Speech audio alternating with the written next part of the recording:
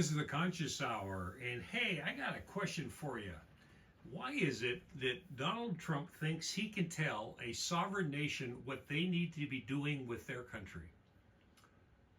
How can Pete Hegseth determine what they should be doing?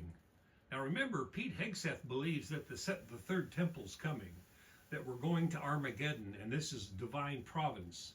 So we're supposed to allow two people who have a virtual reality in their mind of the way the world should work, and we should allow them to attack a country so there can be a war exchange and nuclear weapons, and the whole world goes up and Armageddon comes, and then they go to build the third temple, whatever. This is the psychopathy that we're stuck in, folks. And my point is this: the U.S. has no right to tell any sovereign nation what they shall or shall not do. And if you disagree with that, then you aren't a Christian. Because you know what's interesting about being a Christian supposed to be? About love your neighbor like you love yourself. Thou shalt not kill and thou shalt not judge. So if you don't abide by those three basic principles, then you aren't a Christian. No, you believe in the Antichrist. You believe in conquering the world.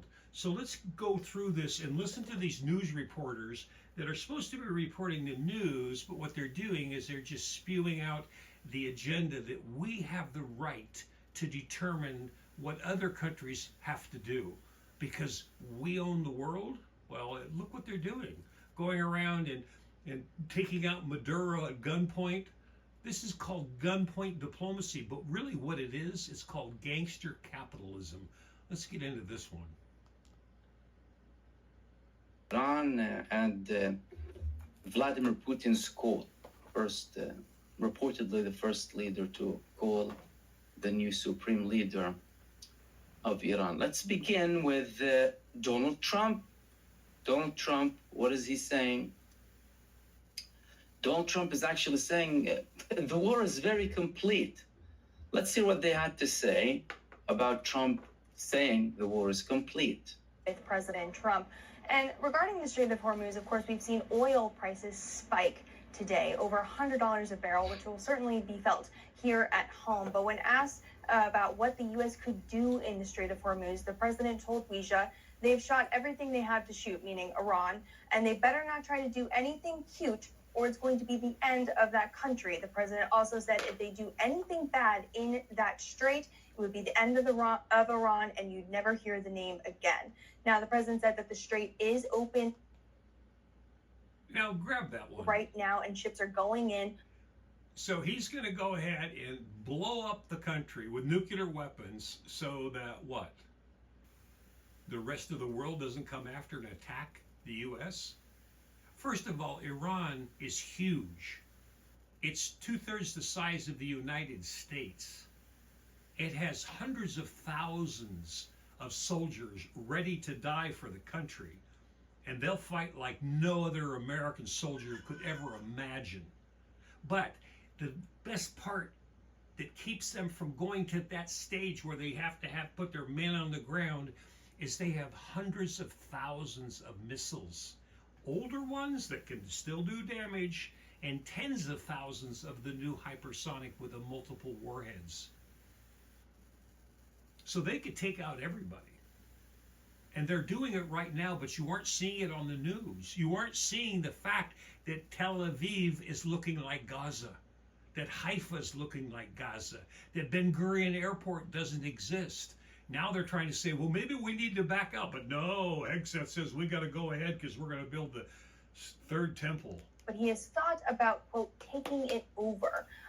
And those certainly will have an impact on oil markets because right now, a majority of the world's oil flows through there. And we're seeing the reaction and the economic shock reflected in the high prices today of oil. The president has tried to issue calm on that. On a Truth Social post yesterday, he also wrote, short-term oil prices, which will drop very rapidly when the destruction of the Iran nuclear threat is over, is a very small price to pay for USA and world safety and peace. Only fools would think differently. So the president there trying to say that the reaction should be quick, that oil prices should come down once the U.S. is able to finish this war with Iran, and telling Ouija he is thinking about taking it over in the interim. About the timing. And then he says the Iran nuclear, they got nukes. Iran has nuclears. That's a bullshit lie. They don't have nuclear. They don't want nuclear. It's against their whole religion.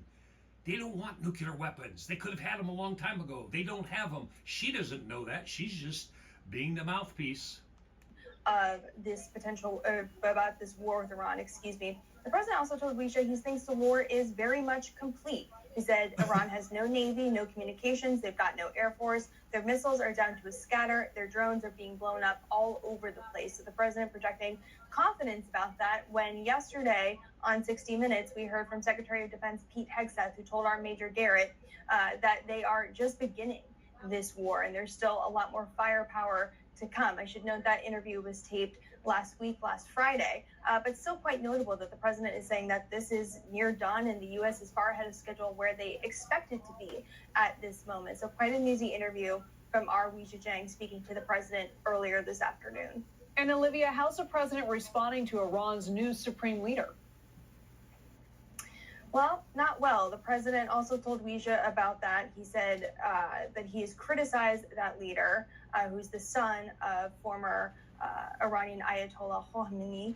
And the president said he has someone else in mind to lead the country. When asked if he's been in touch with that person, the president also told Ouija in an interview, I don't want to say anything, but yeah, I do. As for his plans for the new leader, the president declined to say what his plans would be. But when asked if he had a message for the new leader, the new Ayatollah of Iran, the president said, I have no message for him, none whatsoever. Also, in an interview with Axios, he said, Khamenei's son is unacceptable to me. We want someone that will bring harmony and peace to Iran, saying that this is unacceptable right now, that they have chosen this new leader. Olivia Rinaldi, live for us outside. Wait, President Trump is deciding who should be the leader of different countries now. Okay, now we have it, folks. We've got gangster capitalism 100%. We're going to come in, take your elected officials out like Maduro. We're going to steal your resources and we're going to dictate what you're going to do. Now, it sounds like something in the past, but I don't want to go there. Let's go to the next part of this. It's unacceptable, as if someone cares in Iran what Donald Trump has to say. But the main things are in this article is the fact that Donald Trump is saying that they are almost over. The war is very complete. We took down the majority of their drones. If you look, they have nothing left. Nothing left in a military sense. We'll see shortly in the videos that Iran published what's left from the military sense.